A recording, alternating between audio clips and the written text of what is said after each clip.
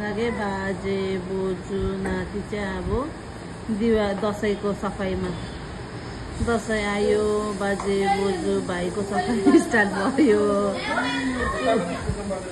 उसले आफै त चोप्दै पुस्दैछ हैन। दसैँ आयो दसैँ बाजे बोजू नातिको दसैँ आयो। हाम्रो त आएको छैन है, हामी चाहिँ रमिता हेर्ने।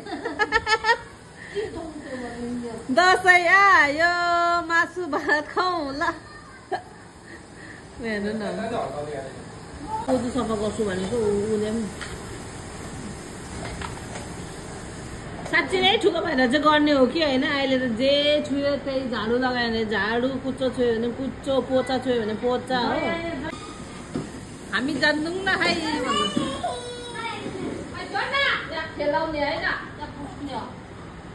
अहिले त बोजूलाई त गर्नु दिएन डिस्टर्ब गरेर। ल साँच्ची नै ठुलो भएर चाहिँ गर्ने हो कि होइन बित्थामा।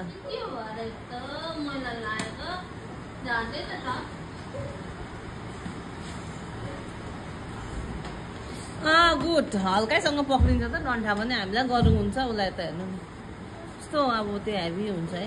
लोटुले हेर्नु न कति इजिली क्यारी गर्छ। के छ भने ल बोजू पानी लगाए उसले आफै चोपालेर निकाल्दैछ है। उसले आफै त्यहाँबाट डुबाउँदै निकाल्दैछ।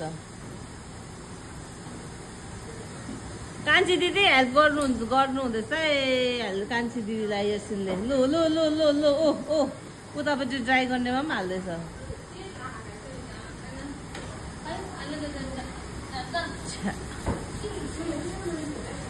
त्यहाँ पुस्नु लाउनु नि आन्टी, यहाँ पुस् भन्नु नि।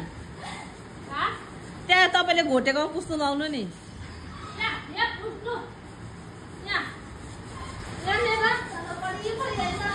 बोजू घोट्ने भाइ उयो गर्ने गाइस। By by. यस्तै छ आजको दिनको सुरुवात।